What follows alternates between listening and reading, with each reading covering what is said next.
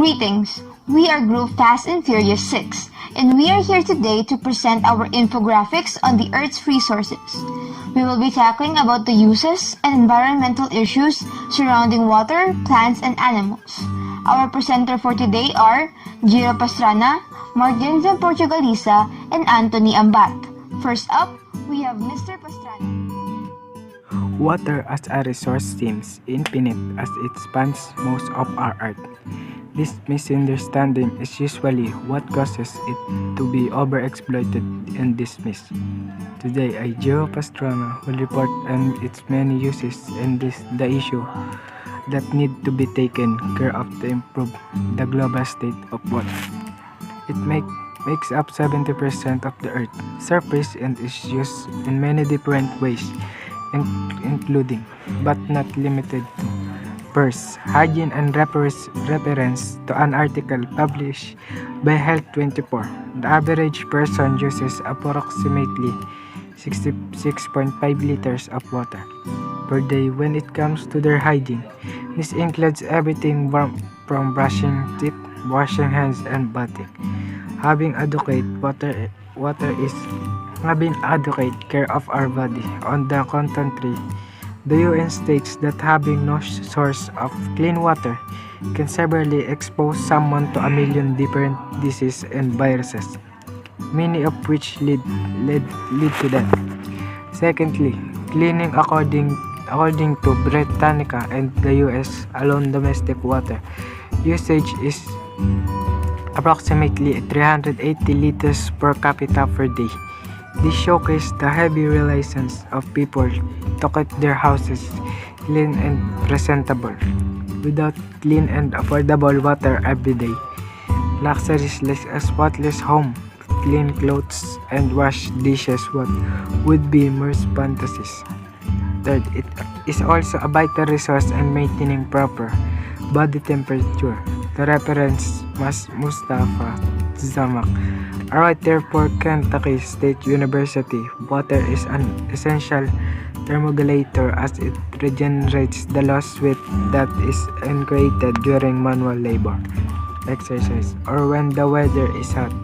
It is important that the body maintains a proper temperature in order to prevent dehydration, stroke, and overheating that can sometimes lead to death. Water is also needed when making most meals. Not only does it clean and sanitize the equipment used, but it also rich vegetables, meats, and fruits of grimy bugs, pesticides. Moreover, many soups and other delicacies require water as an ingredient to form the broth. Overall, getting our desired minerals from food would be less sanitary and tasty if water became a scarce or unclean resource. Fifth, the agriculture industry as we know it would not be as fruitful if there was a water shortage. Energypedia such as it essential for irrigation, pesticides, and fertilizer. Furthermore, for less modernized farmers, water is needed to take care of the animals that serve as flowers and delivery vehicles. Lastly, in the Philippines, roughly 16% of total electrical consumption is the result of hydroelectric power. According to Adriz, hydropower provides an eco-friendly and sustainable resource of energy, as it does not rely on fossil fuels. Furthermore, hydropower plants are helpful in providing flood control, irrigation support, and clean drinking water, all the while being affordable. Now, as we have finished discussing its importance, we must raise awareness on the issues that are threatening the preservation of clean and affordable water. First off, there is an issue on the perceived availability of drinkable water in its reality. Though it is true that the Earth's surface is mostly water, this does not equate to having a lot consumable water. This is truly only about 3% of fresh water, and only 1.2% of that can be pumped in our river, lakes, and reservoirs. That reality does not base most developed nations as they can supply, desalinate the ocean to solve their water crisis. But for a small nation like the Philippines, preserving what little water we have is essential for maintaining our survival. It must be brought to our attention the copious amounts of trash that is dumped every year out on sea or even in our local rivers. On average, conversation estimates that 8 million tons of trash go out to the ocean instead of being shipped to landfills or getting recycled. This is a scary reality as it opens the way for microplastic to invade our water supply and causes disease and birth defects. Right now, government should be pushing to punish large companies like Coca-Cola and Nestle to be more mindful of the environment and actually care for it instead of just profiting of it. Lastly, with the importance of clean water that was discussed earlier in mind, should be more concerned that right now millions of Filipinos have no access to water that is safe for human consumption. Many Filipinos are in danger of dying disease caused by such unsanitary liquids. And the main cause of such incident is supply, a lack of environmental care. There may just be little time before we do suffer such a fate. That is all I have now for the overview of our water resource. We have severely encouraged everyone to be more mindful in water conservation to ensure a better health and environment. Up next, we have Mark Jensen, Portuguese. Plants are essential for planetary life. They breathe up the necessary oxygen that we need while we exhale carbon dioxide in exchange. Today, I will be resurfacing the many importance of plants in our society. Furthermore, I will strive to bring forth urgency to raise environmental care with the news of the atrocities that are committed against plants. Let's first start up with its uses. 1. Plants are essential for filtering water. According to the conversation, this is done because of a plant's xylem.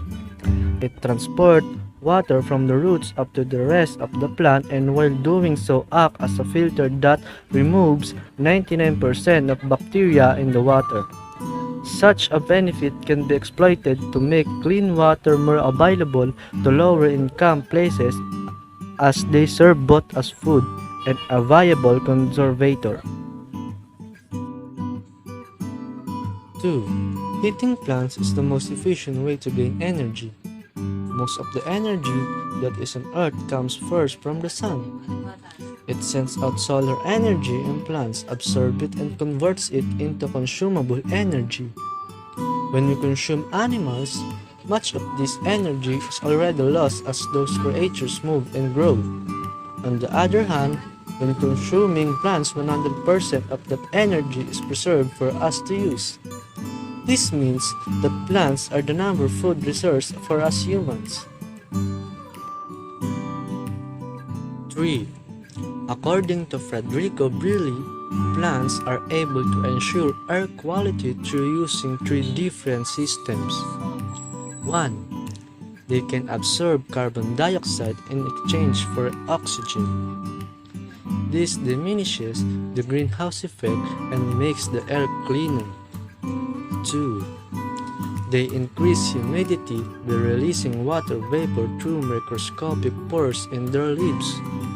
This makes the air cooler and less harsh on the skin and lungs. Lastly, they can absorb pollutants in the air and through their plant root system. 4. To end up, plants like trees, vines, and coconuts are a versatile material for craftsmanship. But in modern times and in many indigenous and native groups of people use these materials in their clothing, buildings, and tools. They make for sturdy, easy to use, and are environmentally friendly as they are biodegradable and not poisonous to the environment. Now, with a reinforced appreciation for plants, we should be more aware of the dangers that are harming them. First up, the overexploitation of plants is a recurring theme throughout the decades. This can be seen in the form of overharvesting of forests and crops. This can be harmful as it can affect the biodiversity in the area, resulting in a more lackluster environment, less healthier plants, more pollution, and a decrease in food for the wild animals. Such disturbances are frequent in big companies like Walmart and IKEA that are repeat offenders of deforestation in third world countries. Being better and smarter consumers and avoiding purchasing from such companies is essential in order for them to be a change in their management, because companies do not care for what is environmentally right. They only care about what is financially right. Attacking their sales and showing them that consumers care more about how they operate will trigger a bigger change in their management more than simple petitions. Second, right now a big issue is on the rise for the future of Amazon after it was set on fire in 2020. According to Liz Kimbrough of Mumbai, 40% of forest fires last year was committed in the area, which is odd since fires do not naturally occur in rainforests. The only answer to this is that they were intentional to make way for more development or to make an oil pipeline that can pass through it. True, this is already alarming. We must consider how much irreversible damage it has caused to the rainforest because it won't recover from such a travesty just by replanting the lost trees. It is not just the number of plants that need healing. The entire ecosystem of the Amazon needs to regenerate, and that will take hundreds of years. Achieving that is almost impossible. As how things are currently, we might lose the world's largest rainforest by 2064. Lastly, in the Philippines alone, a so-called agricultural country, 1.29 million hectares, nearly 7% of all tree coverage in the country, has already been lost to deforestation in just 20 years. This thus has equated to more unsafe air, polluted water, increased temperature, flash floods, landslides, and more disastrous typhoons. With the country's ever-growing population, it is quite unsure how much sooner bigger environmental disaster will come and how much faster the forest area will deplete. I hope that the information we brought upon today has helped everyone's eyes to be more open and conscious to the destruction. We hope that you can all be more mindful of your actions and be a plant ally not just in mind but in action. And now for our last reporter, we have Anthony Ambak.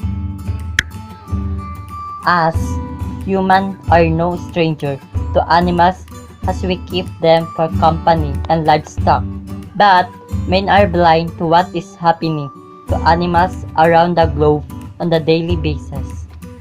Firstly, we need to address how 50,000 species of animals, insects, and plants go extinct each year. Currently, the Mana Begum of Natural History Museum reported that we are now in fear of the sixth mass extinction. A silent one that is detrimental yet kept unnoticed by the public. Extinction, if naturally occurring, are not alarming since Mother Earth ensures that when one species goes, a new one will fill its place in nature. The problem with mass extinction is that entire species vanish too fast for nature to fill in that gap. Currently, the biggest reason for such an event is due to the rapid pressure humans have been putting onto the environment since the Industrial Revolution. There is an astronomical change in the temperature and climate, and this alone has affected the survival rate of many animals, but the continuous poaching and hunting is also a big factor in the extinction of many. This possible mass extinction is interesting yet frightening as it is only caused by one species, humans. This is quite literally a scream for help by Mother Nature. It's not like us, humans are destructive in nature. In fact, as long as we care, animals could actually thrive, not die. This can be seen in our livestock. 96% of all mammals are some form of farm animal. They are mostly formed by poultry, cattle, sheep, pigs, goats, horses, donkeys, and mules. They are male fraction as individual species, yet they overwhelm the rest of mammals.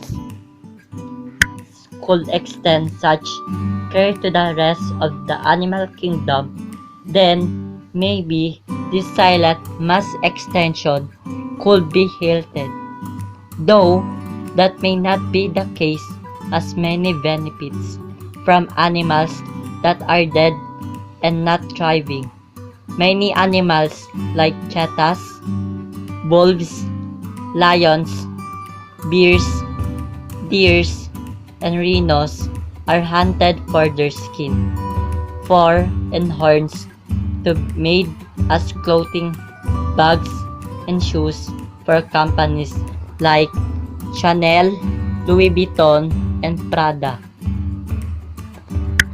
In a report by Statista, the annual global profit of leading goods is $217.49 billion US dollars.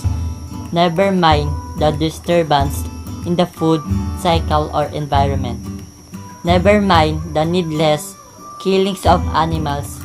What these brands and those like them care about is profit. Sustainable, ethical, or not. Furthermore, there is also an issue of science. Both the medical field and cosmetic field are guilty of using animals as test subject. For those in the medical field, the debate is still stand on how ethical it is and what degree would be too far. But the same cannot be said for cosmetic industry. This type of testing is criticized as the beauty industry is not essential and does not have a high enough the welfare of us human to justify the killings and mistreatment of the animals. Many are shaved and whose skin are chemically burned from allergic reaction caused by the product. Thankfully, the critic and activism of many people were able to put enough pressure on government to change their policies. As for now, there are over 40 countries who have chosen a total ban, while others have started limiting it. Let us change the fact that as of 2018, humans form 0.01% of all life but have destroyed 83% of wild mammals. We hope that there may come a day where mass extinction, habitat loss, poaching, and unethical animal testing are no more. We hope that you are able to be encouraged to act against animals' cruelty and become a more mindful consumer. That is all for our infographics presentation. We hope we have given you all a better insight in the status of the Earth's resources. We are Group Fast and Furious 6, and may God bless you.